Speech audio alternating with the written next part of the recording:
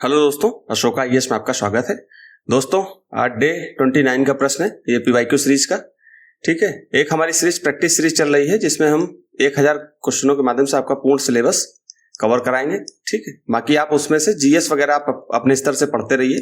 बाकी 1000 क्वेश्चनों के माध्यम से आपका पूर्ण सिलेबस कवर होगा। तो उसमें जो है आपको जब मेंस आप देंगे तो आपको कुछ नहीं करना है, सिर्फ 1000 क्वेश्चन को रिवाइज करके चले जाना है। इसकी फॉर्मेटिंग वगैरह मैं करके अलग से दे दूंगा, तो आपको पेपर टाइम में इनकी प्रैक्टिस अभी से करते रहिए। और पेपर जब आएगा तो मैं फॉर्मेटिंग की अलग पीडीएफ बना के आपको दे दूंगा। तो फॉर्मेटिंग की अलग पीडीएफ को रिवाइज करके, क्योंकि मैं खुद बना के अलग रखता हूँ, तो मैं आपको दे दूंगा, तो वो आपको हेल्प हो जाएगी। ठीक है, और बाकी 1040 प्रश्न ये हैं। 1040 ये अभ्यास सीरीज में है, अर्थात पीवाईक्यू सीरीज। इसमें हम यूपीएससी के पीवाईक्यूज को लेते हैं। ठीक है, 2013 से लेकर के अभी तक के। तो आप अगर इसको जो है मल्टीप्लाई करोगे कि 40 क्वेश्चन जो है, सॉरी 20 क्वेश्चन पर जीएस, एक जीएस में 20 क्वेश्चन आते हैं, तो 4 जीएस हो गए, अर्थात कितने हो गए 80 क्वेश्चन। और 80 क्वेश्चन 13 सालों का अगर काउंट करोगे तो 13 से इंटू करोगे तो आपको 1040 मिल जाएगा। ठीक है, तो इस तरह से हम जो है 1040 क्वेश्चन इससे प्रैक्टिस करा देंगे। 1000 क्वेश्चन लगभग में 1000। ठीक है, 1000 क्वेश्चनों को हम उधर करा देंगे तो लगभग आपके 2000 प्रश्न हो जाएंगे। 2000 प्रश्न अगर आपने कर लिए तो आपका मेंस कौन रोक सकता है। ठीक है, और फ्री में, वो भी यूट्यूब पर। और ऐसी क्लास कहीं आपको मिलेगी भी नहीं, ये भी मैं बता दे रहा हूँ। और मैं पूरी तरह से हिंदी माध्यम के लिए समर्पित हूँ। जो बच्चे आपके साथ में जुड़े हुए हैं तो उनको भी बताइए कि ये प्रोग्राम चल रहा है और ये निरंतर चलता रहेगा। अब आप सोच रहे होगे कि 2000 क्वेश्चन ये कैसे करा देंगे, बचे मेंस के जो है 1 साल है। तो आप ये सोचिए कि प्री जैसे ही आपका निकल जाएगा, इसमें मैं आपको क्या कर दूंगा कि 5 क्वेश्चन 10 क्वेश्चन डेली कराऊंगा। ठीक है, और आप लोग, अगर मैं आपको एक दिन बीच में और बताया था कि आप लोग अगर जो है सहमत हैं तो कुछ लोग 10 से 20 लोग जो है मुझसे टेलीग्राम से डायरेक्ट जुड़िए, तो मैं 10-20 लोगों की मतलब कॉपी भी चेक कर दूंगा। ठीक है, तो अभी शुरुआत में क्या है कि देखिए बिगनर होते हैं तो हम इकट्ठे आपको 10 क्वेश्चन 20 क्वेश्चन नहीं दे देंगे जीएस के इकट्ठे। मैं आपको सिर्फ 4 क्वेश्चन से स्टार्ट करूंगा। 4 जब आप लिखने लगोगे 1 घंटे में, फिर मैं इसकी संख्या कर दूंगा 8, फिर धीरे से 12, फिर धीरे से 16। मतलब ये एक तरीके से मैं नंबर बता रहा हूँ, बाकी कभी 5 भी दे सकता हूँ आप लोगों के हिसाब से। तो आप लोग जैसा कहोगे वैसा करेंगे। ठीक है, ये 2023 का प्रश्न है। सीधे हम सिलेबस पे चलते हैं। हमारी रणनीति का सर्वप्रथम हिस्सा सिलेबस होता है, जिसमें हम आपदा प्रबंधन की चर्चा करेंगे।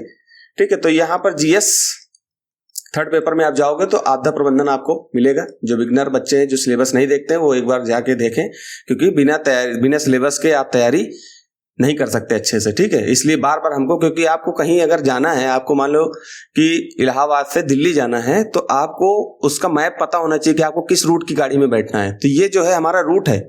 अगर हम यूपीएससी की तैयारी कर रहे हैं तो ये हमारा रूट है। अगर आपको नहीं पता होगा तो आप इधर उधर भटकते रहोगे और सही दिशा में नहीं पढ़ पाओगे। हिंदी माध्यम के रिजल्ट इसीलिए फेल हो जाते हैं लोग। ठीक है, तो अब हम करते क्या है कि आपदा प्रबंधन जीएस 3 में जाओगे तो 15 नंबर टॉपिक आपदा प्रबंधन से है, और ये 11, 12, 13 साइंस टेक से, 14 एनवायरमेंट से, 16, 17, 18, 19, 20 ये इंटरनल सिक्योरिटी से, और शुरू के 10 पॉइंट इकोनॉमी से। ठीक है, तो अभी हम आपदा प्रबंधन की चर्चा कर रहे हैं। तो अभी आपदा प्रबंधन 1-2 दिन में ये खत्म हो जाएगा। इसके बाद आप लोग जो सजेस्ट करेंगे जिस भी प्रश्न को, वहां से हम स्टार्ट कर लेंगे। ठीक, तो यहां पर पूछा गया है, देखिए प्रश्न को बहुत ही ध्यान से पढ़ना है, बहुत धीमे से, ध्यान से एक एक शब्द को पढ़ते हुए चलना है। ठीक है, जैसे ही आप एक एक शब्द पकड़ोगे, एक एक शब्द को समझते जाओगे, वैसे ही आपको जो ये समझ में आ जाएगा कि ये प्रश्न तो मेरे बाएं हाथ का है। ठीक है, तो जैसे ही आप प्रश्न को समझ लोगे तो आपको ये मान के लिए 50% आपकी यात्रा तय हो गई। मतलब 50% में ही आपको जद्दोजहद करना है। उसके लिए आपको ये करना है कि आपको इधर उधर से थोड़ा सी जानकारी लेनी है, जीएस को अच्छे से पढ़ना है। ठीक है, कोई डाटा है उसको आपको मतलब बार बार मेमोराइज करना है, इस तरह से। तो हम पढ़ते हैं सीधे कि बांधों की विफलता हमेशा प्रलयकारी होती है। देखिए यूपीएससी की मतलब इस चीज में रुचि है उनकी कि वो किसी चीज को जो चीज आपको पता होती है वो सब क्वेश्चन में डाल देता है, चाहे वो प्री लेवल पे हो चाहे वो मेंस लेवल पे हो। तो यहाँ प्री में भी ऐसे ही जो चीज आपको पता होती है पूरा लिख देता है, फिर उससे कूट बनाता है आंसरों के। ठीक, इस तरह से यहाँ पर भी बांधों की विफलता हमेशा प्रलयकारी है, ये एक कथन बोल रहे हैं ये। फिर विशेष रूप से नीचे की ओर, मतलब बांध अगर ये जैसे मान लो नदी है, इस तरह से बह के आ रही है, तो यहाँ बांध बना दिया, तो बांध भाई पानी कब बहेगा, नीचे आएगा तभी बांध, तो नीचे की ओर। तो ये जो बांध बना है, मान लो ये नदी है तो ये बांध बना है, इसकी बांध के नीचे की तरफ, ऊपर नहीं नीचे, विशेष रूप से नीचे की ओर, जिसके परिणाम स्वरूप जीवन और संपत्ति की भारी नुकसान होता है। तो आपको यह पता चल गया कि यहां तक उन्होंने एक वाक्य में बोली क्या कि बांध जो है टूट जाते हैं तो उससे क्या होता है, प्रलयकारी स्थिति पैदा होती है, विशेष रूप से नीचे की ओर, ऊपर की ओर तो कम लेकिन विशेष रूप से नीचे की ओर, जिसके परिणाम स्वरूप जीवन और संपत्ति मतलब जन धन की हानि होती है। ठीक, यहां तक उसने बोली। अब यहां से प्रश्न स्टार्ट है, वो पूछना है मतलब आपको क्वेश्चन में क्या लिखना है। यहां पर बोल रहा है बांधों की विफलता के विभिन्न कारण का विश्लेषण कीजिए, बड़े बांधों की विफलता के 2 उदाहरण। तो आपको सिर्फ लिखना क्या है कि आपको केवल भूमिका में थोड़ी सी भूमिका लिखनी, बांध के बारे में बता दीजिए कि बांध होते क्या है। ठीक है, अभी मैं आगे मतलब फॉर्मेटिंग भी कर रखी है, वो मैं दिखा रहा हूं। फिर आप मेन बॉडी में लिखेंगे, मेन बॉडी में क्या लिखेंगे, कारण। ठीक, बांधों की विफलता के विभिन्न कारण। तो विभिन्न कारण में आपको 2 कारण आप मेन हमेशा याद रखिए कि एक प्राकृतिक आपदा के प्रश्न लिख रहे हैं तो इस तरह से, एक मानव जनित। ठीक, मानव जनित कि मानव के द्वारा कितना क्या नुकसान किया जा रहा है और प्रकृति के द्वारा क्या नुकसान होता है। ठीक है, फिर आपको बड़े बांधों, इसके 2 टॉपिक मेन बॉडी में 2 पॉइंट होंगे, एक पॉइंट कारण का होगा और दूसरा पॉइंट क्या होगा, विफलता के 2 उदाहरण। तो आपको पता ही, आप करंट अफेयर से अपडेट हो गए तो आपको पता ही रहता है कि मतलब हर 1-1.5 साल में कुछ ना कुछ ऐसी घटना हो जाती है। तो आपको पता होगा चमोली 2021 में एक घटना हुई थी कि वहां पर ग्लोफ जो होते हैं, ग्लोफ आपको पता होगा, सर ने पढ़ाया भी है, मैंने भी बताया आपको कई बार इसको बारे में जानना है। जो झीलें फट जाती हैं, ग्लेशियर के नीचे जो झीलें होती है ना वो फट जाती हैं, तो उससे इससे संबंधित मैंने प्रश्न भी कराया है। तो ग्लोफ के कारण चमोली जिले में हुआ था, एक आपका सिक्किम में हुआ था। तो 2 बांधों की जिक्र मैंने यहाँ कर रखा है प्रश्न पे, आप उसको भी देखना, मैं दिखाऊंगा। फिर थोड़ा छोटा सा निष्कर्ष लिख देना है। अब सीधे मैं प्रश्न पे आता हूँ। यहाँ पे आप प्रश्न यहाँ पढ़ चुके हैं, फॉर्मेटिंग मैंने अलग से कर रखी है क्योंकि यही फॉर्मेटिंग आपको मैं पीडीएफ के रूप में दूंगा। मैंने आज से स्टार्ट कर दिया, पीछे की भी अलग से करके रख लूंगा तो वो भी दे दूंगा। ठीक, क्योंकि उससे क्या होगा कि जब इससे 2000 प्रश्न आपके हो जाएंगे तो फिर आपको पूरे प्रश्न नहीं पढ़ने, आप अभी से इसको पढ़ते जाइए, लास्ट में इसकी मैं समरी दे दूंगा। तो ये केवल फॉर्मेटिंग पढ़ के चले जाओगे तो इससे काम आपका चल जाएगा। क्यों, पूरा पढ़ोगे तो आपको 300-400 पन्ने में ही ये सारी चीजें, 200 पन्ने में ही ये 2000 क्वेश्चनों का फॉर्मेटिंग मिल जाएगी। वैसे आपको 2000 पन्ने साथ में 2-2500 पढ़ने पड़ेंगे पूरे प्रश्न। ठीक है, तो यहाँ पर अब देखिए, यहाँ पर इंट्रो में जो चीजें मैंने बताई वही लिखना है कि बांधों की विफलता के बारे में संक्षिप्त व्याख्या कर देनी है, अर्थात परिभाषा बता देनी। फिर बांधों की विफलता के कारण में आपको प्राकृतिक कारण, मानवजनित कारण, 2 बड़े बांधों की विफलता के उदाहरण दे देने हैं और बांध सुरक्षा की आवश्यकता पर आधारित आपको कंक्लूजन लिखना है।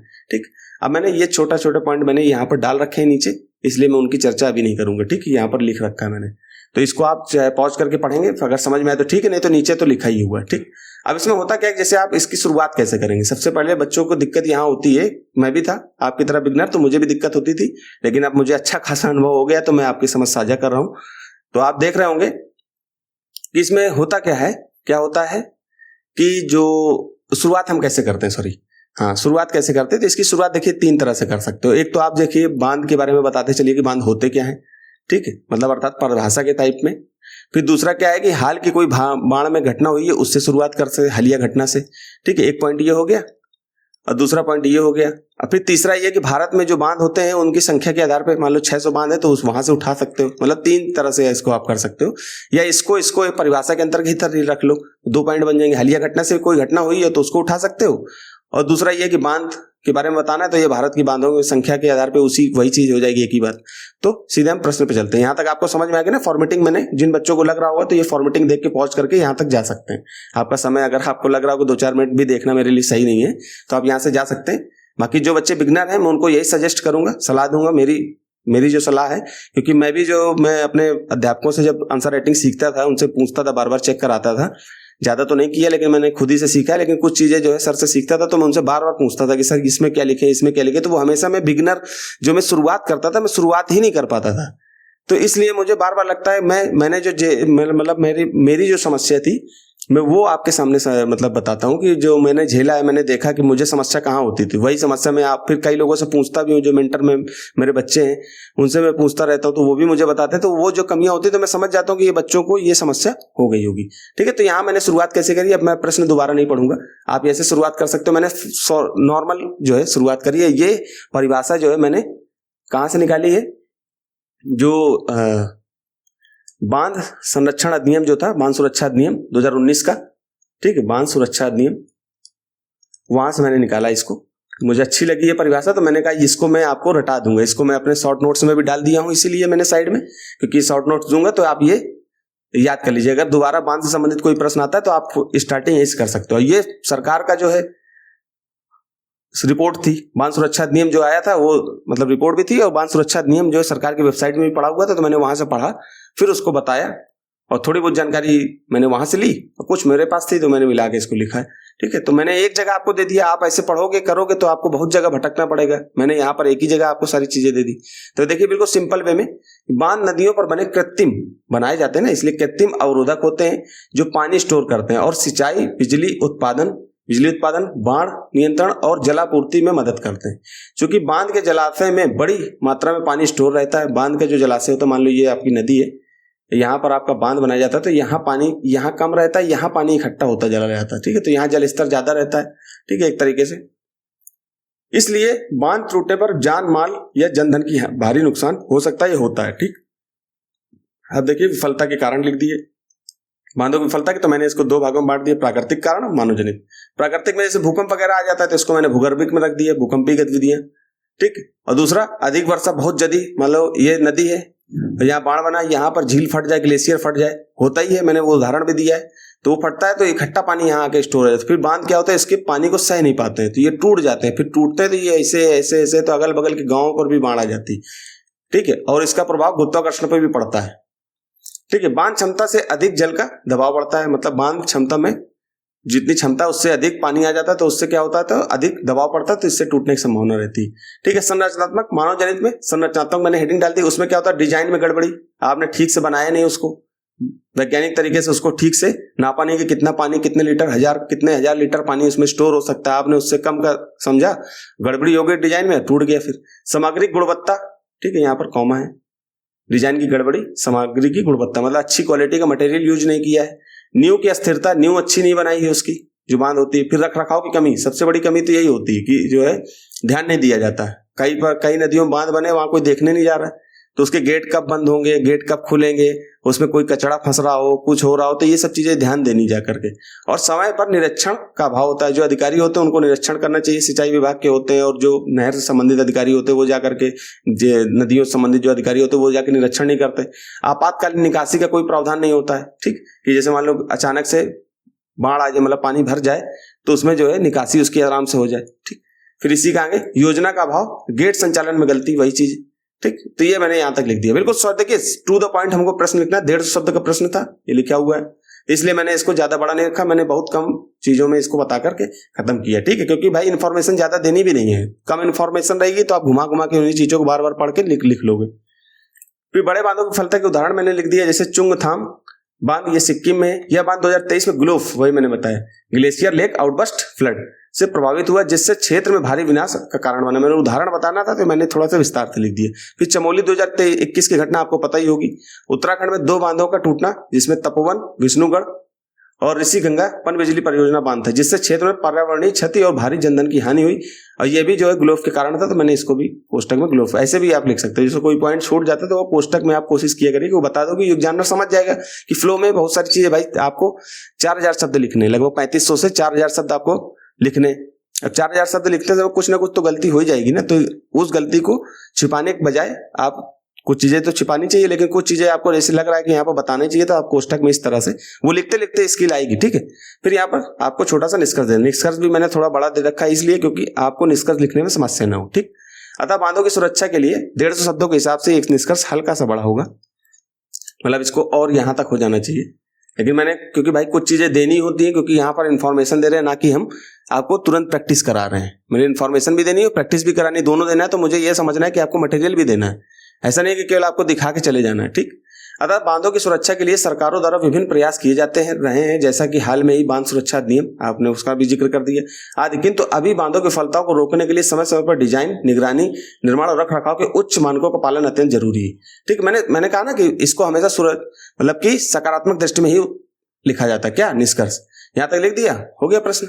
तो इस तरह से आप लोग प्रैक्टिस करिए। आज थोड़ा सा लेट इसलिए हो गया क्योंकि मुझे और काम में लगना था, और जो है इसलिए थोड़ा सा लेट हुआ। खैर, और वो मेंटरशिप में कुछ बच्चे जो पीसीएस के एग्जाम दे के आए हैं, तो उनके लिए भी हमें ध्यान देना था, क्योंकि कुछ बच्चों का पीसीएस निकल रहा है, ऐसा लग रहा है उनके नंबर वगैरह से। तो अगर उनका निकलता है तो उनकी मेंस की भी तैयारी मुझे ही करानी है। ठीक है, तो इस तरह से चलते हैं। ये डे 30 का है, कल आपको फिर प्रैक्टिस कराई जाएगी। कल से मैं सोच रहा हूँ कि प्रैक्टिस सीरीज का क्वेश्चन स्टार्ट कर दूं। ठीक, तो आपदा प्रतिरोध क्या है, देखिए ये घुमा घुमा के प्रश्न आ रहे हैं। अब यहाँ पर देखिए सेंडाई फ्रेमवर्क के बारे में पूछा, अब सेंडाई फ्रेमवर्क के बारे में 25 बार आपको पूरे प्रश्न में बता चुका हूँ, ठीक है। 2024 का प्रश्न है, बस इसके बाद 25 का होगा, बस खत्म काम, ठीक। तो आपदा प्रतिरोध क्या है, इसे कैसे निर्धारित किया जाता है? एक प्रतिरोध ढांचे रेजिलियंस फ्रेमवर्क के विभिन्न तत्वों का वर्णन कीजिए। आपदा जोखिम न्यूनीकरण के लिए सेंडाई ढांचे के वैश्विक लक्ष्यों का उल्लेख कीजिए, ठीक है। इस प्रश्न को और अच्छे से पढ़िए, 250 शब्द का प्रश्न है, इन्फॉर्मेशन अच्छी दी जाएगी, आप परेशान मत होइए, बस आप जाकर के प्रैक्टिस करिए, ठीक। और कहीं पर कोई दिक्कत हो आप हमसे जुड़िए विभिन्न चैनलों के माध्यम से, लिंक नीचे दिया हुआ है, ठीक। हम आपके समक्ष हमेशा खड़े मिलेंगे, ठीक। यहीं तक रखते हैं दोस्तों, धन्यवाद।